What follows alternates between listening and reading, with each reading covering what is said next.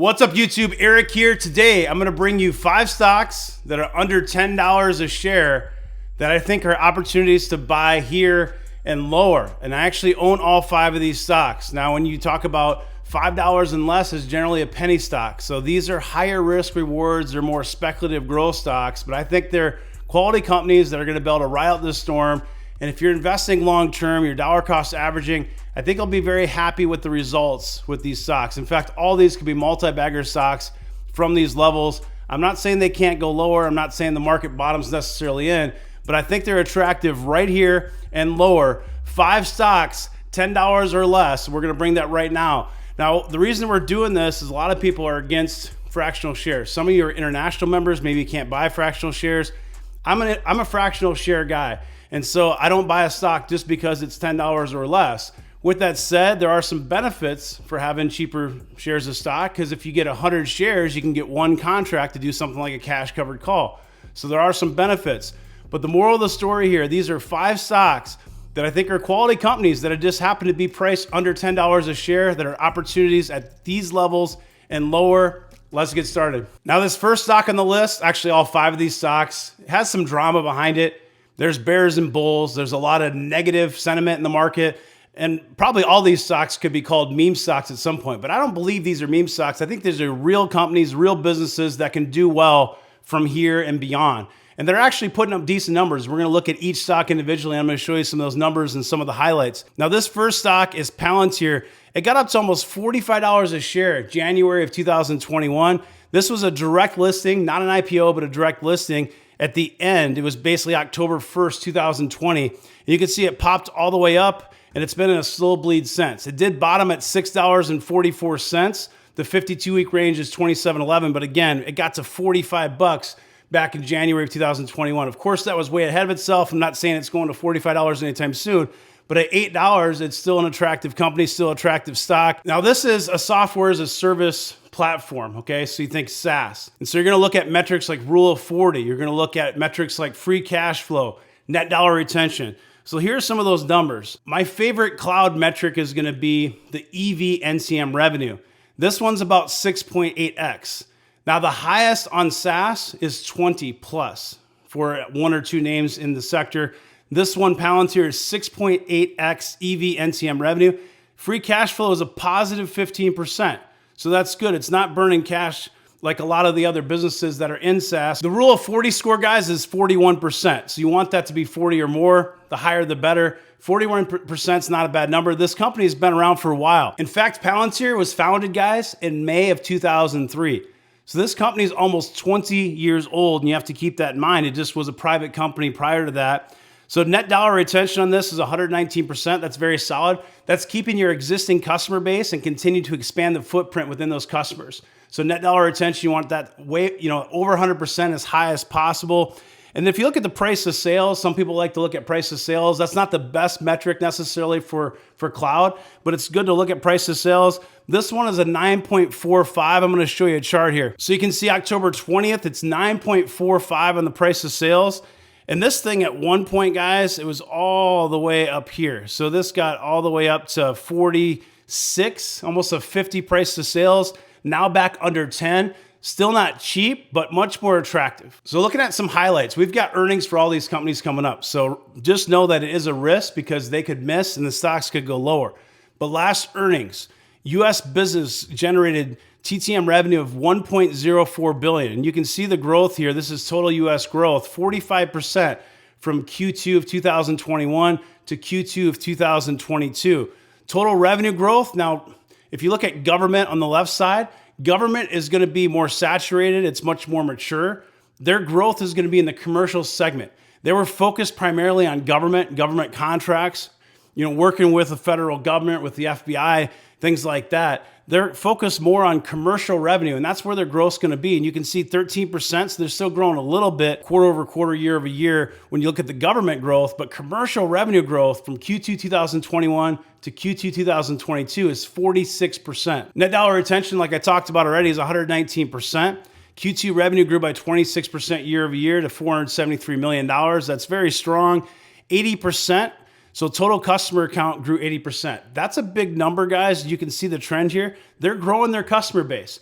And if that net dollar retention is high and they're growing the customer base, plus they're growing the customer base within the customer bases, you're going to see good things happen with time. You can see commercial customer count here, guys. It's growing steadily as well, 79 to 203. Average revenue through top 20 customers, 17% growth there. Deals closed up 67%, billings up 5%.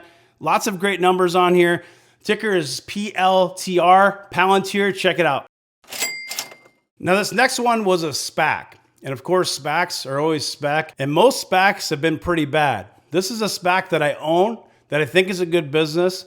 And right now it's priced at 1 price to book, actually a little bit under. So literally it's priced, if you're comparing it to banks, most banks are 1.15, 1.2, 1.1. SoFi is priced under price to book right now if it's $5 or less. And this stock got all the way up to $26.72 again in January 2021. A lot of the quote unquote meme stocks kind of topped out January of 2021. You can see it's made some runs here though. It got back up in June to $25. It got there again in November around $23, $24, and it's been a slow decline. The low in this 477, 52-week range, that was just on October 11th. And today it's trading right now a little over $5 a share. It's at $5.06 a share. Of course, this one doesn't have a P/E ratio. It's one of those, it's got 12.5% short interest. It's going to have earnings coming up. You got to be careful. But looking at some of the numbers on this stock, looking at the growth, people say, what's the difference? Why would I own SoFi versus a regular bank that pays me a dividend? The answer is that SoFi is providing you growth. A JP Morgan, a Bank of America, they're not doing that for you. So this is member growth in thousands. You can see it's ramped up very nicely from Q2 2019 to Q2 2022. You've got steady year-over-year growth, 59%. Some of these are 100% in here. Very solid growth across the board. Product growth, you can see this is ramped up as well. You're continuing to see more growth in product and new products. Galileo, this is a big part of their business. I think it'd be a big part of their business. Reached 117 million accounts. And I think that they have just started to untap the monetization potential with Galileo. And I think it's a big part of the business longer term. Lending and financial services products, you can see steady growth. All these charts are showing very positive growth. And of course, you know that, SoFi Stadium is the home of the Rams and the Chargers in Los Angeles, which has given them a lot of attention, a lot of, consumer growth. I think a lot of exposure, especially in the US exposure. And I think you're going to continue to see SoFi get new customers. They do everything from cryptocurrency to student loans to, financial services. You can invest your stocks there. You can buy mutual funds, bonds, you can buy ETFs, whatever you want.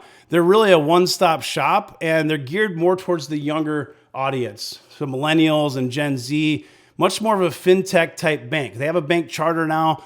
I think that SoFi guys can do very well. If you're buying this thing under $5 and holding it long term, I think the risk reward is there. I don't think this company is going anywhere, and I think it's an opportunity at $5 per share or less, SoFi. Now, this next one is also a SPAC, and it's one of 2 SPACs that I own. I actually interviewed the CEO on this channel. If you have not watched that, when this video is over, go check it out. I'm going to put a card towards the end of this video. Go check it out. The CEO came on Fired Up Wealth, and I was able to interview him. And I think if you don't know a lot about the company, you're going to learn a lot about the company. It also probably paint a very bullish picture for INDI Semiconductor longer term. Now, this thing actually was a SPAC, and you can see it popped all the way up to $16 back in November of 2021. And it's also been in a steady downturn, although the 52-week low on this, the low overall, $5.07 was actually back in May 12th. And today it's actually hovering around $7.41. I like this stock under $7. I've been buying it even in the sevens, like $7.17. I bought some last week, I think at $6.70, something like that. INDI Semiconductor is one of those companies that went SPAC, but for a reason.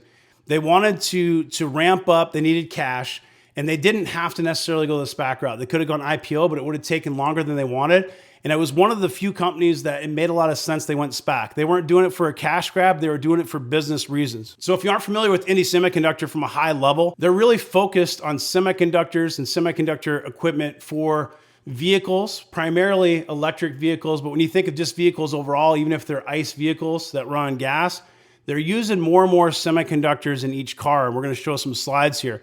If you look at the TAM for automotive semiconductor, you can see 11% compound annual growth rate, or CAGR. You can see this growth here. This is 2022. These are their projections in 2027. And this is going to be ADAS, user experience, and electrification, depending on the colors. You can also see INDI served addressable market, 13%. These guys plan on being profitable in 2023. They've won a couple of big European contracts, and you're not going to see any of those numbers hit the books until probably the mid to later part of 2023. And it talks about here today. So you look at silicon content gains. Today, $700 per vehicle. Tomorrow, $1,100 per vehicle. And in the future, the luxury market, $7,000 per vehicle when you think of semiconductor and semiconductor equipment. You think of radar, you think of, when you're changing lanes, autonomous, all those things, that's what INDI's focused on. And this is a fabless company, meaning that they design the semiconductors and have someone else like a Taiwan Semiconductor manufacture it. So that's called a foundry, like Taiwan Semiconductor.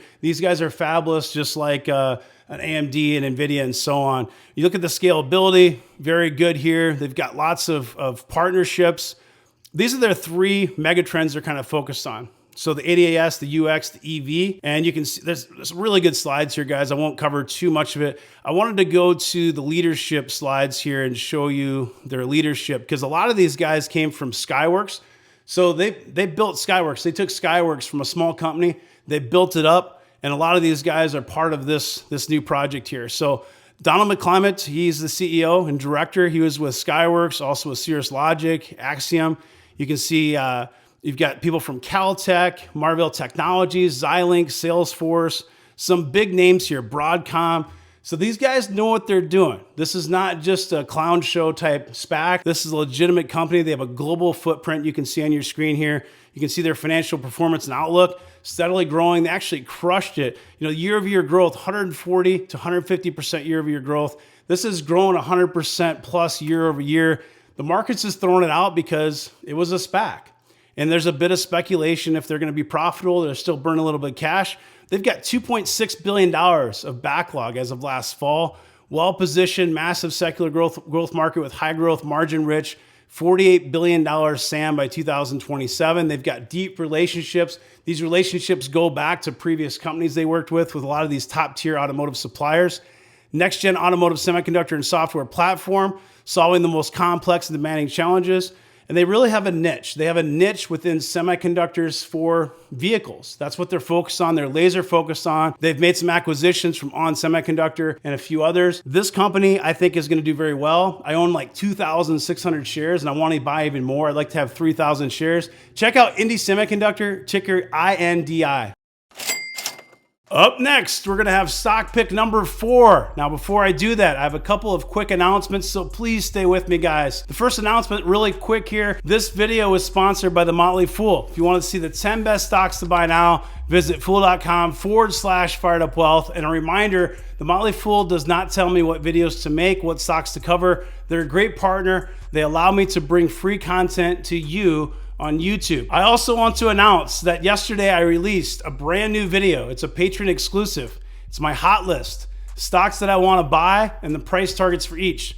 There's 21 stock picks on the video. It shares with you the number of shares that I already own of the stock, what the stock ticker is, and what I want to buy. How many shares I want to buy and the price targets for each of those. You can join patreon.com/firedupwealth. Join any tier and you can check that out. We also have a private community and a Discord. Join Elite or higher if you want to join us in Discord. So moving along to pick number 4. Now this one was another one that I did an interview on. This was an IPO and I interviewed the CEO, Noah Glass. Of course, this is going to be Olo. Now this is Restaurant Software as a Service, or SaaS. And I do like this company primarily because I have a background in software as a service. I also have a background, of course, in restaurants. I worked in the restaurant industry. My wife and I own a couple of restaurants. We're part owners of a couple of restaurants. And this really does have a moat when you think of restaurants and you think of the breadth and scale of what they cover.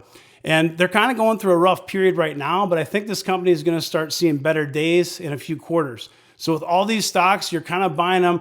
You're waiting, you're holding 5+ years with the intent to have the company grow with you over time. This company's been around for a little while. In fact, it was founded in June of 2005. So this has been around a long time as well. Not quite as long as Palantir, but it's been around for a while. Now this one, you've got to be careful with all these because they have earnings coming up. You can see this stock, guys, the low on it was $7.16. And that was back 52-week range here, August 22nd, 2022. You can see it topped out almost at $50 back in August 2021. It was way ahead of itself. And you do have to be careful with this one because it does have 10.5% short interest. Some of the metrics on this, we want to look at the metrics on Olo because it is a software as a service company like Palantir. So this one has a 4.8x EV/NTM revenue. It's actually less expensive than Palantir, but for good reason because it's not growing as a high of a clip. Free cash flow, it is negative, which is bad in this environment, but it's only negative 1%. Rule of 40 score, you want 40 or higher. This one's a little bit light at 26%. Again, going through a rough period right now. I think you're gonna see more growth acceleration later with some of the things they're working on like Olo Pay. Net dollar retention, 106%. We'd like to see that even higher, but 106% is not terrible. Let's look at a couple of slides, just give you a high level overview of what Olo and what they're all about. So again, these guys do have a niche. They have a moat and they partner and they also compete with companies like Toast. They have lots of different pillars and segments of their business. So they might compete in one area with a company like Toast, but they cover all these other areas. So if you go on your app right now and you order something from Wingstop, that's using what's called Olo Rails. They also have Olo Pay. They've made some recent acquisitions working more on the customer relationship management side. They have 600 plus brands, 82,000 restaurants, 300 partners. The numbers are strong, 2 million plus orders per day. They're continuing to grow. They think there's a lot of opportunity because only 15% of restaurant orders are digital. They're trying to make all restaurants digital, get them from the Stone Age and bring them to the modern era. They've got solutions for every guest touch point. This is when I was talking about they have all these different product segments from drive-through, engagement, things like CRM to integrate reservations and wait lists, delivery, payment, takeout. Watch that video with the CEO, Noah Glass. It's about an hour video, and that's going to give you a great background of what the company's about, kind of where they're headed, and his vision for Olo longer term. You can see their flywheel here, their go-to-market strategy, and this is where Noah Glass, the CEO, talks about 100x opportunity. So this is the thought process behind that. 4x more restaurant locations, 6.25x more orders, and Olo Pay 4x more revenue per order. Now, Olo Pay is something that they just started rolling out in last quarter earnings. So you're going to see acceleration on Olo Pay, especially when you get into 2023. And I think there's a lot of opportunity for this one longer term. The ticker is this Olo, OLO. Check out that video with CEO Noah Glass. You don't want to miss it. I think it's a great video. Go watch it right when this video is over. Now this next stock, this is another SPAC, and I said earlier that I own two. I actually own three, but I own this one in the Fired Up Wealth community portfolio. I do not own this one in my primary taxable brokerage. The other four stocks I own in my primary taxable brokerage. This stock here we own as a spec stock in the Fired Up Wealth community portfolio. And if you want to join the Patreon community and you get to see our buys and sells, I send an email out every day when we make buys and sells.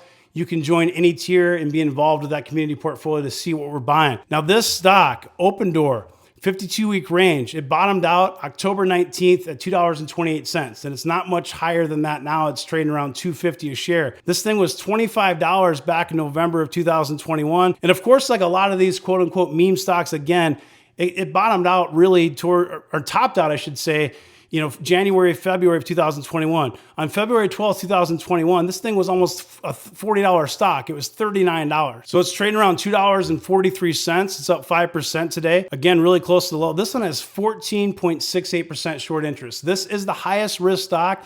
And when you think of spec stocks, we talk about buying a basket of spec stocks. So 10 stocks, a handful of those are gonna be multi-baggers. A handful of them might not do much at all. And a couple of them might go out of business. But if you're managing that spec bucket, this is one of those that could be a 10x or a 0.